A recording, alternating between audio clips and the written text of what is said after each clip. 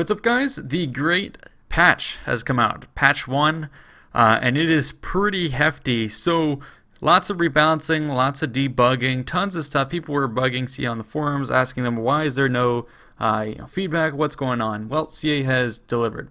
And one of the big deliveries is going to be the Blood Knights, a new unit for the Vampire Counts. Tier 5 Shock Cav is supposed to be one of the best cavalry units in the tabletop game. And yeah, they look freaking brutal here. The models look amazing. Some modders have tried their hand at trying to recreate these before this was announced, but man, see, I put them all to shame. They look absolutely stunning. So these are going to be a real treat to play with. And then we're going to go through a bit of the change log here. So heroes balance.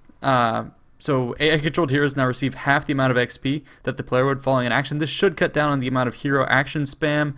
Hero actions that damage the entire army cause significantly less damage, rebalance traits and followers that could affect hero action success chance, and reduce AI-controlled hero success chance on easy and normal difficulties. So this is all about reducing the agent spam that we've seen. So I think that's a good change that they're implementing. Spell ability and effect changes. So here it looks like they've targeted the effectiveness of direct damage spells. It's modified so that it will be more broad in line with other spell types, and it will have a wider range of results. You know, I don't think it should necessarily have a wider spread. I really think they need to put a cap on it. People have been also asking for direct damage resistance to heroes and lords. No mention of that here. They talk about tweaks to hit point regeneration and other things like that. So obviously it's on the right track. And then a couple more of the notes here: rebalancing to abilities, cooldowns, blah blah blah blah blah. The Luminarch of Hysh is now more accurate, hits stronger. There is going to be better reflection of your range when it comes to certain spells. Target arrows being shown for raising the dead. Stuff like that. Then you have the first pass of the unit balance. So Bretonnia for Grail Knights are going to get definitely an all-around increase. Hit points, charge bonus, but they lower the damage. Dual Nail Girl gets more melee attack. Trebuchet has a smaller hitbox, so it takes less damage, but the Men-at-Arms do take a ding in terms of their armor.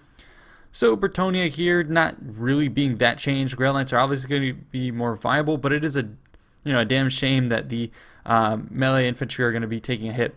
Chaos overall here you're going to be seeing is almost entirely across the board increases in damage, accuracy, armor piercing damage, leadership. Cost is going down for several units. Overall it looks like a pretty good buff for the Chaos Warriors. A couple units are being towed back, especially the Forsaken. Less armor, less melee attack, less melee defense, less damage. Those guys were kind of the only option for Chaos, and they ended up being pretty powerful. So I'm glad they're reining them in. The Hell Cannon is rebalanced. So projectile properties have greater effectiveness. So Chaos looks like it'll be a bit more viable. Dwarves here, not seeing too much of a change. Flame Cannon, for some reason, got a random buff. Organ Gun is going to get buffs for penetration, so taking on other targets. Trollhammer Torpedoes, more damage. Miners with blasting charges, less projectile damage. I think that's good. Miners were a bit ridiculous. And Slayers are going to have less of a chance of getting knocked down. Hopefully that does make them more effective, because right now they are way too overpriced for their costs. I do hope we see a couple more stats being tossed their way soon. Empire, not that many changes as well. Charge bonus going up for the Reiksguard. Hellblaster gets more penetration, kind of like the Dwarves. Demigryph Knights here. These guys are supposed to be super powerful. Well, now they're going to be even more costly. They do more damage, but they are going to be slower, and they're going to do less armor-piercing damage. So hopefully that means they won't be able to chew through your elite monsters and whatnot. Griffins are going to be slower, and steam tanks are going to be lower. So I'm glad they're reducing the speed of the key units, Demigryph Knights, Griffins, and steam tanks. Having this slower is going to mean they're more manageable. Greenskins overall are going to get lots of buffs. Looks like Chariots are going to be given a little bit of buff. Trolls definitely being underwhelming so far. I'm glad they're adding more damage and smaller hitboxes. That should make them more viable. Goblin Bow units do less damage. They were able to send out a flurry of arrows. Spider Riders have less hit points and less armor-piercing damage. I'm surprised those guys were seemingly not too effective. And then the Savage Orcs get an overall decrease in effectiveness, mostly I think because they were just kind of the go-to unit for mid to high tier greenskin stuff. So they've been reined in. Vampire Counts, Banshee now has Terror. I could have sworn it had it before, but perhaps the effect wasn't present or taking effect. The Black Coach, I'm happy to see that. More melee defense, more armor, and more attack speed. That thing at the moment is very hard to use, and it does get felled rather quickly. Black Knights get more charge bonus, that's important. And especially Karn Wraiths, Hex Wraiths, and Banshees having more physical resistance is going to be important, because those guys are pretty much unviable right now. They just die so quickly, and being ethereal just really doesn't save them. And then the crypt horrors, which are OP at the moment, have their speed and damage reduced. Then you're going to see general changes to the battle AI. Again, lots of little fixes, updates, debugging, and things like that. They do talk a bit about how it performs in the siege, so they're going to have more priority to attacking city gates, even if they're missile heavy. They're going to assault greater stretches of the wall. The battle AI decides to switch from defense to attack, so lots of little things here and there. On the campaign AI, they do say that allied AI factions respond more readily to war targets and war coordination. I know some people were complaining about that.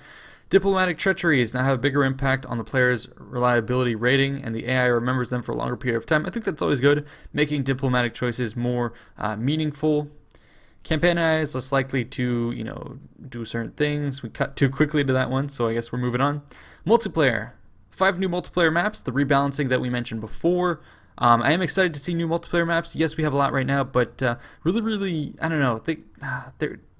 I'm still left wanting for them for some reason. There's a lot of cool stuff, but more is definitely welcome. Blue Reach River, we haven't seen really a river map, so I'm glad to see them switch it up. Campaign, generally, auto-resolve now deals less damage to high-quality units. This is a big improvement for the campaign, where you can invest a lot in expensive units, and then auto-resolve would have them kill off for no apparent reason. So I'm glad that is fixed. Diplomatic attitudes will no longer change by opening and closing the diplomacy menu. That is a big bug that they changed. And then a bunch of other bugs down there you can see listed. Fixed things that would cause certain messages not to show up. And then here are a couple other things that I figured were pretty important. So character experience is no longer awarded for sacking settlements. That's too bad. That's how I got a lot of experience as the Greenskins. Added a new random incident to spawn factions like the Savage Orcs and Top Nuts. That's good. Followers would no longer be lost after a certain number of turns. That is very good, because a lot of the times you would get these awesome followers, and for no reason seemingly they would just disappear from your Lord's roster. So I'm glad that is done away with. Battle in general here, what they're talking about mostly is going to be bugs in terms of deployment, audio glitches, animations, kind of mismatched voices, sound effects not being there, and especially a lot of little animations for the Outriders, Black Orcs, Savage Orc Boar Boys. There's more notes on this where a bunch of different units had weird attack animations where their weapons would become detached from their hands, or they would act as if they had shields, whereas they did not. So overall, pretty good changes. They fixed an issue where reinforcements were not coming to battle when they're supposed to. Fix an issue where some units were retreating from battle and would only have 1 HP upon returning to campaign. That's problematic. That's something that happened to my Greenskin campaign with Frank. And then fix battle results screen to show kills for large armies. This is something that's desperately been needed. I don't know why it was ever removed, and they really need to do more to show the stats post-battle. Technical changes here at the end. Fix a number of rare crashes, blah, blah, blah. They did a lot of little things here. One of the things that I don't quite understand is they say loading the debug camera by changing the script in the preferences script has been disabled as it was causing crashes. So that is troubling. I really don't hope that they get rid of debug cam. That's something that's very useful for cinematography, for multiplayer people who really want a good view of the battlefield. So I do really hope that they have not disabled that. Anyways, that's going to be it for the coverage of the patch notes. There's a lot more little things, but that is the gist of it. I'll link it below so you can take a look.